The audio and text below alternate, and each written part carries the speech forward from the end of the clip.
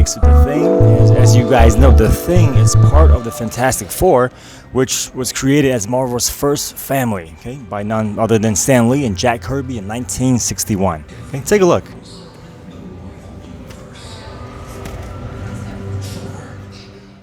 What's up, guys? Thanks for joining me for another episode of Two Guys in a Comic Book.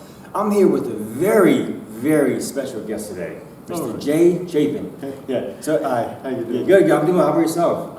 Everything's great. Yeah. Thanks. So, if you guys don't know, Jay is the hands and the brains behind Dragonuk. So, if you guys are getting jobs out there, take a moment to thank him. Better yet, give him a part of your next paycheck. So Jay, I was at the Franklin Institute last weekend in Philadelphia. Yeah. They had an awesome exhibit on Marvel, and you actually have a book about Benjamin Franklin. Benjamin Franklin. So it's called Benjamin Franklin. Well, it's a novel. Yes. It's not historical. Yes. I mean, you know that. Yes. Yeah. So it's nonfiction. Correct. I always get fiction and nonfiction mixed. I don't know which one's which. No, so it's called Benjamin Franklin and the Timeline Rupture. Right. Okay. Correct. So tell us a little bit about this book. It's not about his inventions or his history per se, but it's about something else. Right. Benjamin Franklin it takes him from a year, I think it was 1754, where he had not discovered electricity yet. So the book is about a University of Pennsylvania physics professor who invents a time machine to save his wife from the 9/11 attacks. Okay. But due to a incorrect, faulty, setting on the control panel, they bring his great grandfather, Benjamin Franklin, back to the present, or forward to the present. Okay. Now, I ask you, if Benjamin Franklin had left his timeline before he invented electricity, before he helped with the Declaration of Independence and all the other things that he did, how would the world change? I'm very much into time travel. I've been watching all sorts of shows ever since I was a kid. If it had something to do with time travel, I was there. Okay. You know? So you were a Star Wars fan? Yes. What a nice T-shirt. Yeah. So Star Wars fan. Did you watch Back to the Future? Back to the Future. I mean, how many times did I watch Back to the Future when I was younger? Yeah, that's a classic. Yeah. Did you watch? Are you a Star Trek fan? Yes, very much. And I specifically, I always say, when it comes to some of the time travel stuff that goes on in Star Trek, and you Star Trekkies know exactly which episodes I'm talking about, just love that, So I had to write a book on time travel. So let me ask you, and I don't mean to put you on the spot, who was the best captain? Well, on the one hand, I would say Picard. But on the other hand, and I know there's a few people that will argue, the Orville captain, I'm beginning to like him a lot more. I know that's not Star Trek, but you all know what I'm talking about. Yeah. Did you watch some of the more recent Star Trek movies?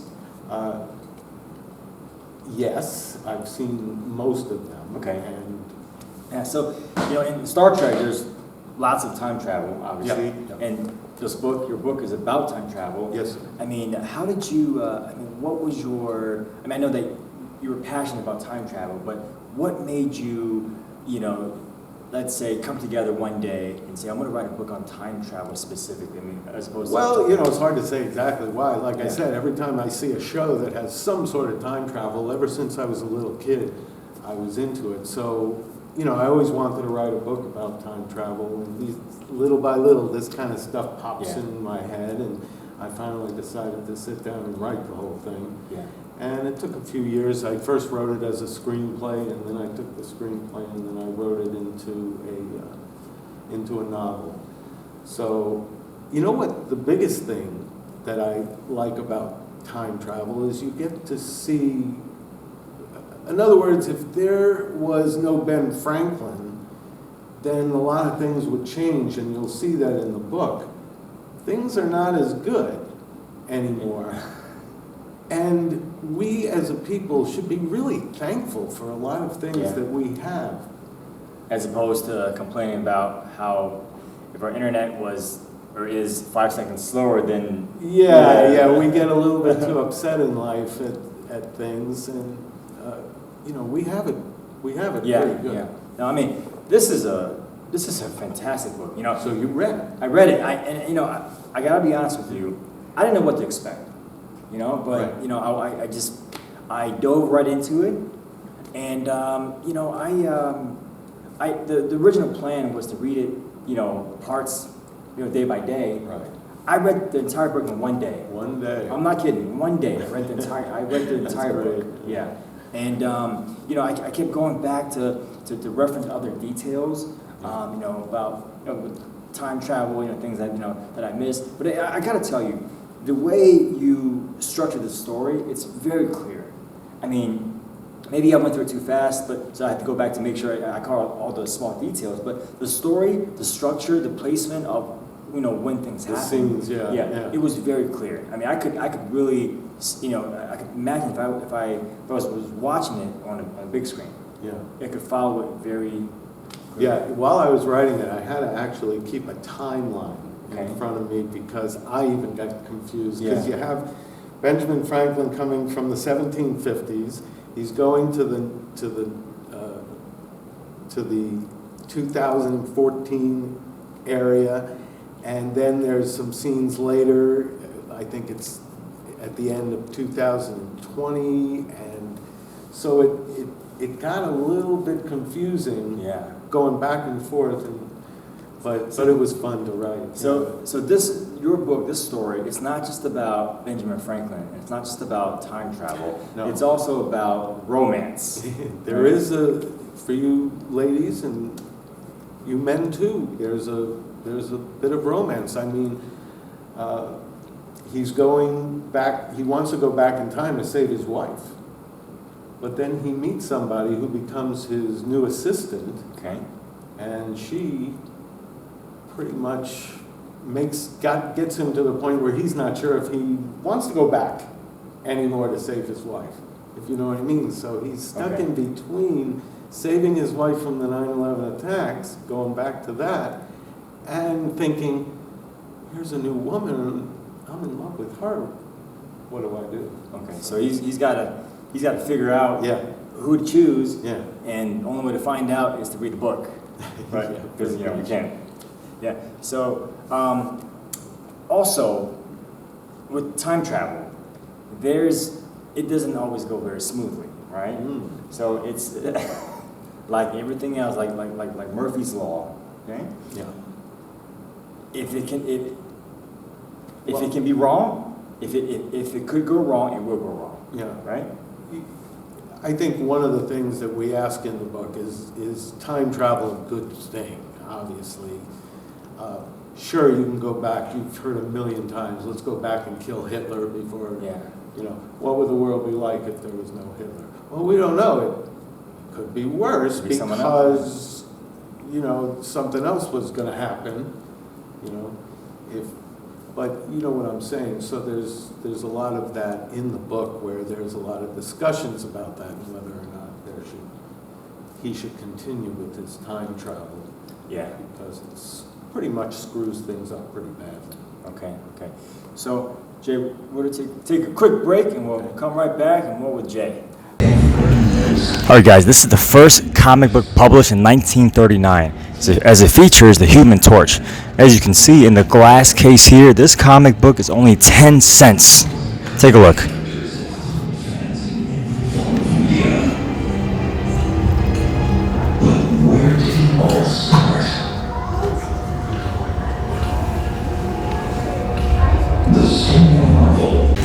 Alright guys, this is really cool. This is Marvel's method of creating a comic book from start to finish. As you can see, step 1, the writer produces a short synopsis of the story. When that's done, it gets sent to the penciler. And when that's done, it gets returned to the writer for dialogue. After that, it gets sent to a professional letterer, and after that, these pages get sent to an inker, and last but not least, it goes through our hands. Pretty cool, right?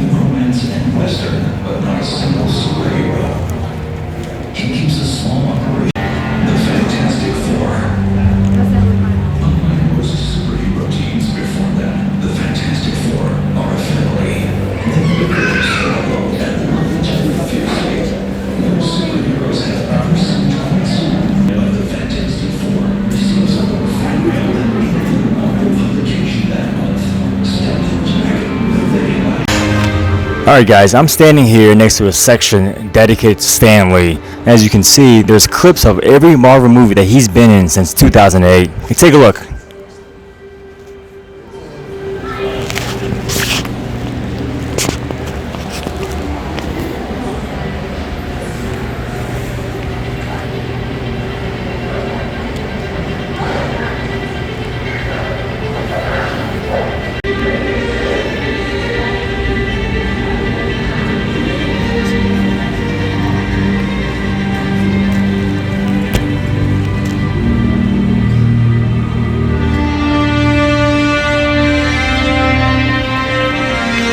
I'm here with Black Panther, okay? And as you guys may know,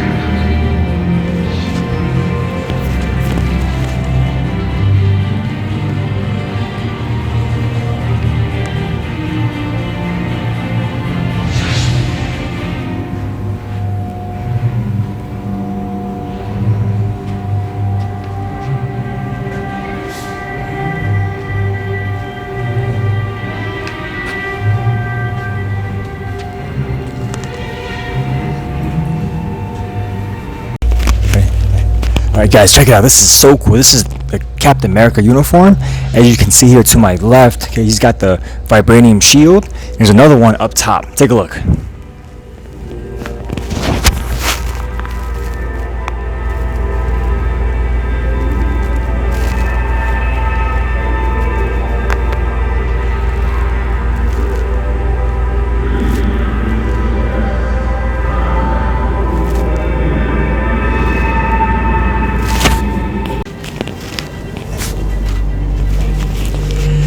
Alright guys, over here we have Daredevil to my left, okay, aka Matt Murdock, who I'm sure you guys know is a lawyer by day. So take a look. There's his glasses, his cane, and looks like his sign for his office.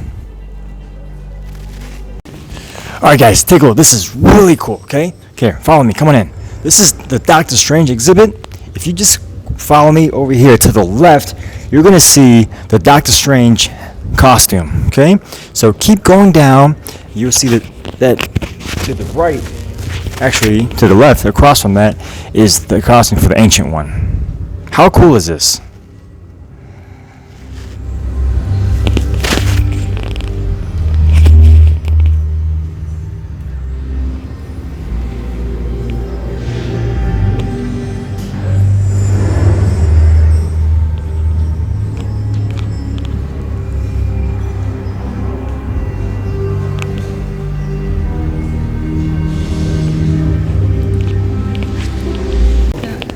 Guys, I want to show you something. This is a section on Captain Marvel, okay? As you can see across this wall over here, see, there's been more than one Captain Marvel, okay, in history. So take a look.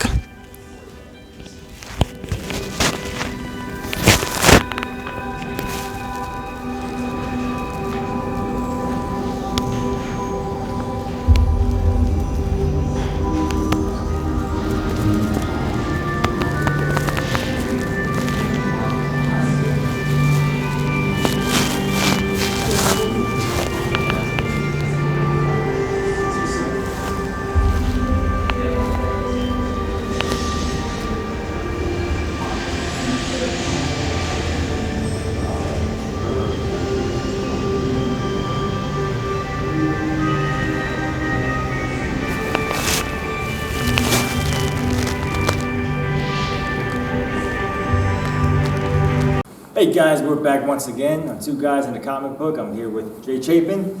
Jay, so, as I mentioned earlier, I was at the Franklin Institute in Philadelphia. Yes, been there. Yeah, and let me tell you, I love Philadelphia. Yeah. Yeah, it's a beautiful city. That's why I wrote the book about it. Yeah, and the museum, it's fantastic.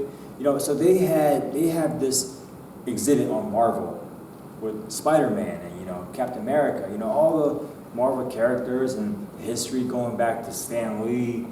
So it was a really cool exhibit for me to walk in and see the history of some of the stuff. Right. And one of the things I thought was really interesting was that they actually displayed some of the earlier comic books, and they were only 12 cents.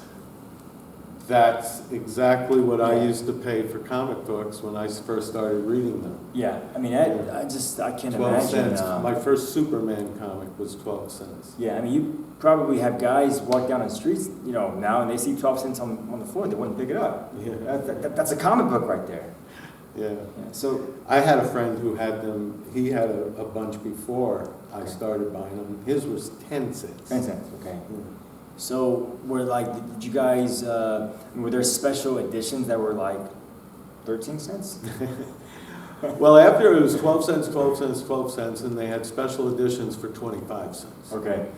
And then little by little, they started upping the price to 15 and 25, and So when it got to the 15 and 25 cent, category, were you like a little bit disappointed? Only when I couldn't afford it. It's funny as time goes on. We think now 12 cents for a comic book, that sounds great, and you do what you have to do to get what you have to get. Right? Yeah, no, that's right. So yeah, it was a really cool exhibit. They had a section on X-Men by itself.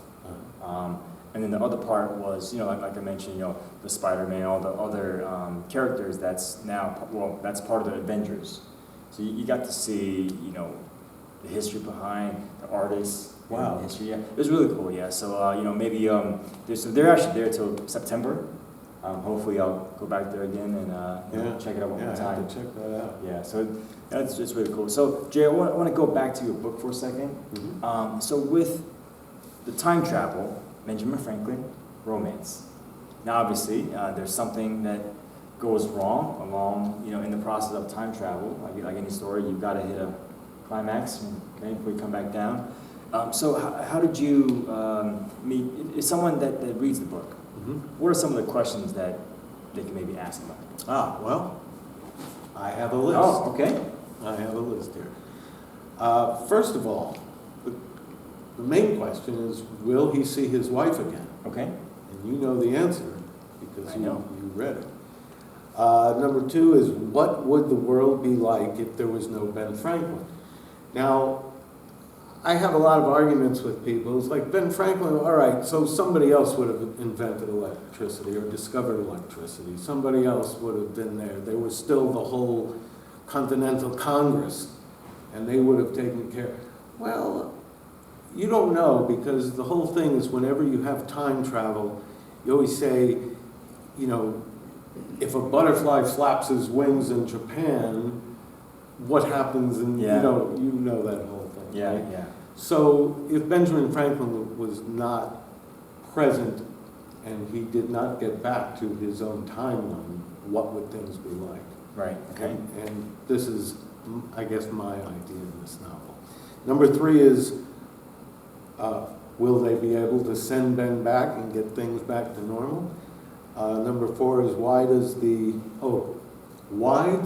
Terminator show up in this Oh, book? okay. So the, like as in Arnold Schwarzenegger, Terminator? Yeah, Arnold Schwarzenegger, the Terminator, shows up. Okay. And we're going to see, if you read it, you'll find out why. That's another time travel movie.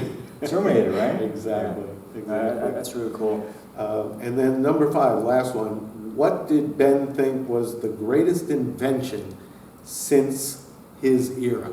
They asked him before he left. They asked him, as they were trying to send him back, they asked him what the greatest invention that they see, that he saw in the 21st century. And if you read the book, you'll find out what I believe that he would say, I guess, because I'm the writer. Read the book. Yeah. Is it, you think it was a No, good answer? I think it's a great answer. I think it's just it's genius. All right. Yeah. Yeah, you would think he would say other things, but you'd be interested to find out what he did say. Yeah. So yeah, that's my 5 questions for that, and Okay. you'll see what happens after. It's not only romance. There's adventure. There's mystery. Lots of mystery. Okay. Okay, Jay, so we're going to take a quick break, and guys, we'll be right back with 2 guys in a comic book.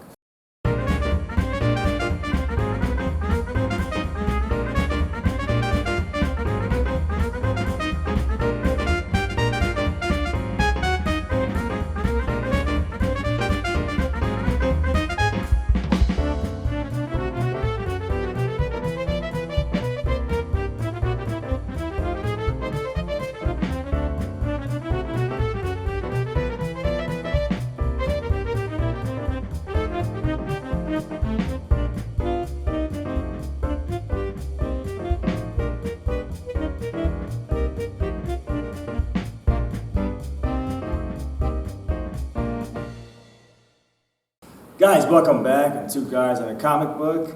Jay, thank you so much for being here. Really, really do appreciate it. I know you know, a busy man, keeping all of us employed. Okay? Doing my best. Especially me. So do you have any last thoughts that you'd like to share, maybe about the book or? Yeah, I do. I have one thing is, again, we get so caught up in today's world, we don't realize how good we have it. And that's one of the reasons I wrote it. I think I'm going to give you a little spoiler, is that Ben Franklin says at the end of the story, if you only spent 1 week in the 18th century, you would never complain again. That's true. Think about it. All the stuff that we have, the phones and the plumbing and the electric everything, the planes, the car. You had no idea what it was like before all that. Yeah, or, you know, they could spend a week at my place, and I currently disconnect the cable, and they can see what that's like. Yeah, just disconnect your internet for a week. Yeah. No TV. Yeah, so guys, check out Jay's book, The Timeline Rupture, okay? And where can we get a copy of the book? It's on Amazon. Okay. It's, Kindle. Okay. And, Amazon, you can get it either way. So it's on there. Okay, guys, get it today, read it, don't wait. I read it in 1 day. Jay, Very good. thanks so much for being here today. Thank you very And much, again, Mike. thank you so much for Dragon That Connects. Thanks for having me. Guys, that's it for today. Join us next time on 2 Guys in a Comic Book.